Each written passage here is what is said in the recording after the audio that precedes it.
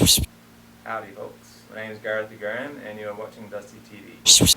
Okay, I'm really awkward by the way. That's right, me too. It is cool. Be prepared for the most awkward interview ever because we're both awkward. We're both awkward people. I can't even English, but that just proves our point, right?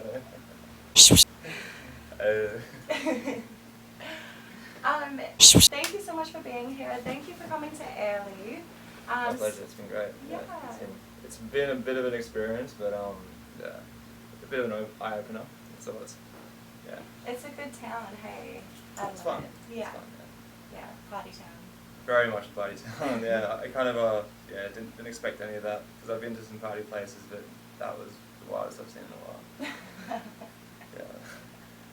So you're living on the Sunshine Coast, and you've come up, and you're on a little bit of a tour at the moment, doing your single release, Going North. Going North, yeah. Yeah. So it's live on Spotify now? It is. It came out just on Friday the 16th, so it's up on most streaming platforms right now. Yeah. Yeah. So what inspired that song for you? So that song is basically, it was about me getting sick of living in a big city, just being confined to that big city, and I was getting more and more resentful and frustrated being in that big smoke kind of thing. So I was living there most of my life, and I had friends who lived on the Sunshine Coast, and every time I went up there, every time I got a few days off from work, I'd drive straight up, because they lived in like the hinterland, and it's beautiful up there, and I just had the whole, like, I just have to get out, I just gotta leave town, that's the words, I gotta get out, I gotta lose my frown, like, that's literally it, yeah, just about me fleeing the city and going north to the promised land. Yeah. Yeah. And you've got a property out there, don't you? Yeah, well, we don't own it, we rent, but it's acreage, it's really cool, yeah. And you're putting on shows out there? Yeah, like little house concerts, we call them hoot nannies, or hoots for short. Yeah, we had our, because we're actually moving soon, we had our last, it's called The Ranch at another place. It doesn't have horses or animals, but it's got a ranch feel to it. So, yeah, we've been living there about 2 years now. That's awesome. And you're moving house now? Soon, yeah, just the next couple months, but just once I wrap up the tour, I'm going to look for a place, and probably somewhere like up Noosa, Kuru, up that way, getting a bit more country. That's exciting. Or beach, country or beach, either way, yeah. So how long have you been writing music and stuff for? How long has the world been around? I don't know, like a very long time it seems, but in this current thing I'm doing now, probably maybe 5-6 years, just as an estimate, yeah. Probably solo, because I've been in bands, but I was more in kind of heavy metal, that kind of stuff, just very, very heavy stuff, like atmospheric black metal. It was really crazy stuff, like that kind of Norwegian worship Satan kind of black metal, where corpse paint and all that stuff. It was. Oh wow. But we weren't into Satan, but it was just a bit of a joke, in the band and everything. But it's called atmospheric black metal. We had a violin player who was classically trained and played piano in it, and it was just basic music made for just being in the forest, nature. Basically worship nature, but just heavy. Yeah, wow.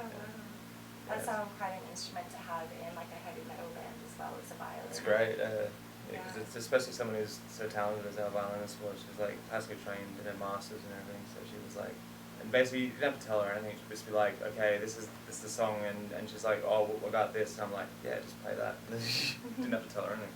It's great. It's quite incredible how similar that heavy metal and stuff is to the classical, because it's just so complex. Well, a lot of it's influenced by classical, yeah, all the scales and all that stuff, and yeah. So who's your biggest musical influence?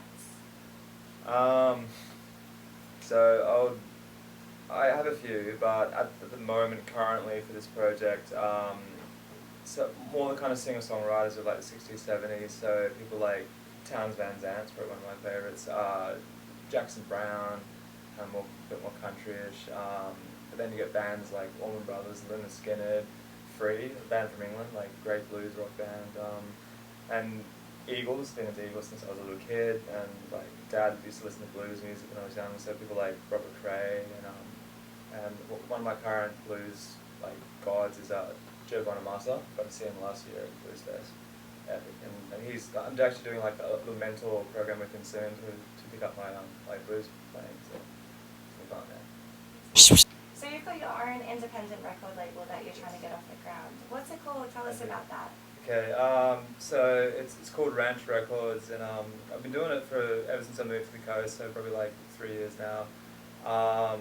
Because it's basically with any business, any kind of project you got to do, especially record labels, like any business really, you need clients, you need customers, right? So, and with the record label, your main customers are either musicians or people who worship music. So the way to build that following or client base is through house concerts and events, and basically putting on live shows. So we've just done them at our house, because house concerts since COVID have become huge, because all the venues are closing down.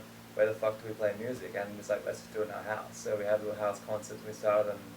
It was a bit of a play on words with the whole hoot nanny, because we had a lot of hours at our place, and I was getting followed by hours, man. It was weird. And I thought, okay, let's put a little house concert, and we'll call it, because hoot nannies it's a term for like a party or a gathering. So I thought hoot nanny, and the poster even was like an owl, like a psychedelic owl on the poster and everything, and that's where it all started. But it's becoming a thing. Like a lot of people, we're shortening it to hoot. It's easy to say, and like it's really weird hearing people I've never met actually talking about the hoot, or mentioning it, they're like, oh, you're the guy who does the hoots. I'm like, yeah.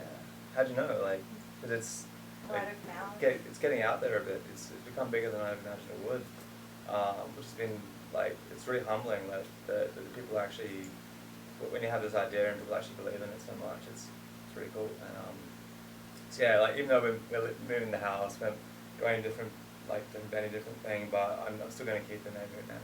I love that. It's become a thing. Like, yeah, that's so cool. So there's a really good music scene down in the Sunny Coast. Do you play in like Ocean Street and stuff often? No? No, like I tend to sit clear from the Ocean Street like scene side of things. Like I know if it works for people, cool, but it's just I prefer places like the more kind of playing in like old halls, and like the kind of gigs that basically where you have like some folk and blues gigs with all the ambience and all the cool, like get candles and get like incense, all that kind of shit. You know, like I like those kind of gigs rather than in the stuffy venue with all like staying with beer and drinks. So it's not the thing. Like because I'm actually choosing more of a path where I'm going to be going like sober from alcohol and stuff. So it's not really like aligning with me anymore, those kind of things.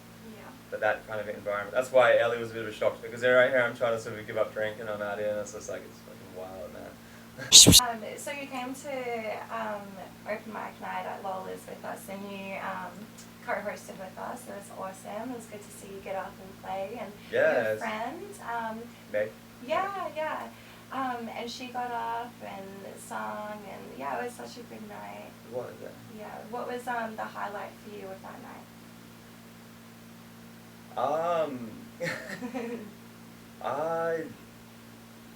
I would say, like, I mean, there's some things that I can and can't say on the camera. So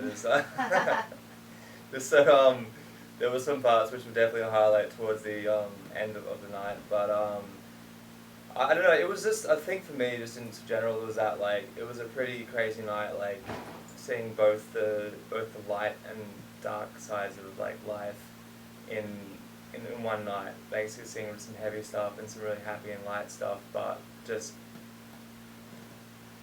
handling it all, just being like, no, this is life, and just not freaking out, not things. So that's probably the highlight. So you've got a single launch at a venue, a couple of venues, isn't there? Yes, there's 2 more shows. There's two more gigs booked so far on this. This is basically like part 1 of the tour, like for going north, and it's kind of ironic in the way that the first part, like the first show outside Sunny Coast was Airlie Beach. I'm going north, then the rest of the shows I'm literally going slowly south. It's kind of like the literal definition of irony. So I've got, the next one is in Sunny Coast, in a place called Nambour, or Namba. That's next Saturday night. Namba? Namba, yeah. It's a more like traditional, I think, like Aboriginal, more based, that kind of name, but which is kind of cool. they're recognising that now. I think that's really something good. Yeah. So, how are you finding the rental crisis, like the housing crisis in the Sunny Coast? Because I know, like, when I lived there, like 3 years ago and stuff, it was starting to get really bad. How's it going at the moment? Yeah, so I've been hearing, like, from heaps of friends, mainly hearing from, like, friends how hard it is at the moment. That's right. Just talk really loud. Well, you see. Yeah, but no, just like basically hearing a lot of stuff. It's from like friends and just how difficult it is, and it's also it's not just the rental crisis and the fact of like houses and living and stuff. It's affecting everything. Like it's affecting some of the smaller venues aren't getting the same turnout because people aren't going to many gigs anymore because they're basically working so much and spending all their money on renting food and basically having like and it seems to be a common thing. They're like, oh, I really want to go to this gig, but I've got $20 left till next Wednesday. So it's more the cost of living is really influencing the rental crisis, and then it's a cycle, a vicious cycle, you know. Because basically people are constantly chasing their tails with it, and I'm feeling like even though I work full time and I'm renting a pretty expensive place, and it's like, and even I'm feeling it too. Like it doesn't matter like which kind of, because I'm not rich, I'm not poor, but I'm still like probably leaning more towards the sort of poor end of things because of everything going up, and yeah, and I feel like I've had to sort of I kind of threw myself in the deep end with this tour a bit. I probably should have waited another month, you know, till I saved some more money, but I thought if I don't do it now, I never will. Yeah, well, that's it, and I think it's just so important to, like, you know, follow your dreams, do what you love, just go for it. Things do tend to work out and stuff. And I think as long as you can, like, die That's happy. Yeah. I think as long as you can die happy, then, like, you've lived a good life, you know. So, you know, why not do that gig? Why not go on that tour? Why not write that song? Just going out of your comfort zone in general. Yeah. That's what, like, a lot of the songs I've been writing have been literally about that, going out of the comfort zone, like flying the nest, you know. Because if you don't, because the last thing that you want to be doing is like years from now thinking, oh man, I wish I did that. Like, you don't want to be like growing old full of regret. And, yeah. You don't want to do that. No, that's no way to live. So you've got shows coming up. So tell us about that. Where are you playing? So you're continuing the. No, it takes a good. So you're continuing. What's that word? Continuing. Continuing. You're continuing. I can't wait to see the outtakes of this. It's gonna be great. Yeah, we know how to England very well.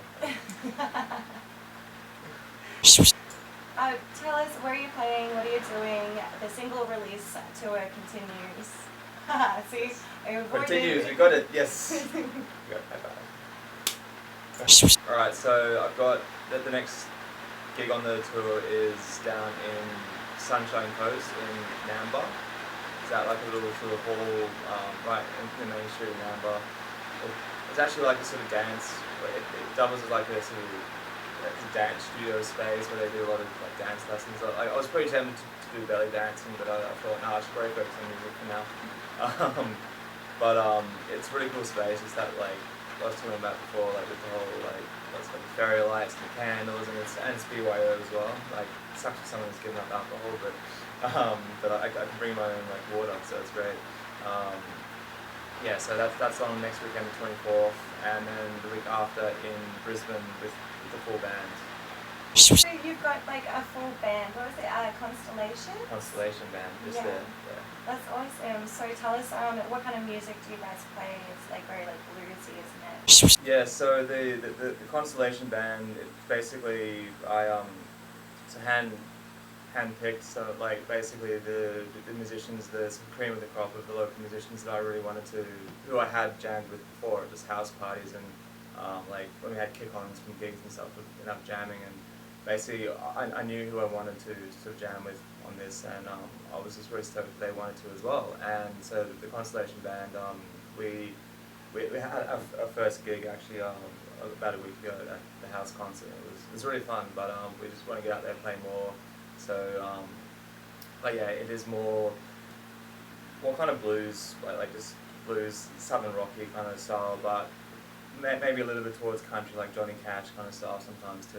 And yeah, it's just basically playing the songs which I've written solo with the whole band. They sound completely different, and it's actually, I like it because I can play them solo and they've got a different feel to it, and play it with the full band, and it gives it a whole new feel, and it just a lot more energy and sort of that to it too. So it's good for the boots, good and dancing. So you're giving up drinking and trying to like live a more healthy life. Do you want to talk about that? Because yes. I think, especially it's really important, and especially living in a town like Haley Beach with like a drinking town with a sailing problem. I've never heard that before, but I like that. It's a drinking town with a sailing problem. Like I used to work in a bottle shop, so that had very easy access to alcohol, like free alcohol. We often got like little sample things, or if had anything that was extra that we needed to get rid of, the boss would just give it, say, hey, just take your time. You didn't hear that, but sorry, boss, but sorry, not sorry. But yeah, but it was basically working in the bottle shop. That was the very start of me just seeing what alcohol, how it affects people and stuff when they don't have it for so long. And just coming out and seeing people paying for their drinks and they're shaking, and it's like, and you look at them saying like, dude, your body's trying to tell you something, you know. It's like, it's so literally, it's poison. It's delicious poison, but it's still poison, you know. And it's like, but it was more my own personal thing, was because I now have a bit of a chronic health condition, which can be made a lot worse by sort of drinking and eating takeaway and stuff like that too. So it's like, and basically when you're sort of told that you have some changes happening in your body which could lead to cancer in like 30 years, whatever stuff, it kind of really gives you a bit of wake up call, being like, yeah, I should probably just like I was never really like a massive drinker, but it was more of a regular habit, like almost every night having a couple after work and stuff. Like, it doesn't seem like a lot, but long term it's not a good thing. And the thing as well, like, and the more you can live like a bit more sort of consciously, you can actually, you're more aware of things like naturally. Like, but it's very confronting, because I think a lot of us drink and smoke and do that stuff to kind of mask the stuff that's going on inside. So the more you can work on that, recognize it, then, like, I mean, don't get me wrong, I'm definitely gonna, if there's a nice fat joint getting passed around, like, I'm not gonna say no. Sorry mum, sorry dad, but yeah, like, I'm not gonna say no to that, but I'm not gonna go out of my way for it, you know. So That's awesome. Yeah, it's quite interesting the way that like the Australian culture is very much like have a few drinks every night after work and everything, and you know, just how much of our celebrations are just like, oh, we have something to celebrate, let's drink alcohol. It's like, yeah. And you don't have to. You can drink like a celebratory tea party. Like drink some juice, drink some water. Like yeah. Bring back high tea sessions. but just make them rock and roll, like yeah. rock and roll tea sessions. Like I mean, you've all seen Ozzy Osbourne sit down, like, what the fuck is this tea shit? Kind of like that. But so you can follow me on Instagram. I'm got a YouTube channel again going soon as well. It's all under Gareth B Graham, and also Ranch Records is going to be. So I've been doing mainly like house concert stuff, but I'm going to go out booking more actual venue shows around, on Sunshine Coast and Brisbane and all that kind of stuff. So yeah, like, just because I used to book mini festivals and gigs down in Brisbane, I want to get back into it, but sign to Ranch Records and just make it a bit more wholesome and not surrounded by not like centered around like boozing and everything like that. Just make it a bit more like wholesome now. Yeah, that's awesome. So listen out for him.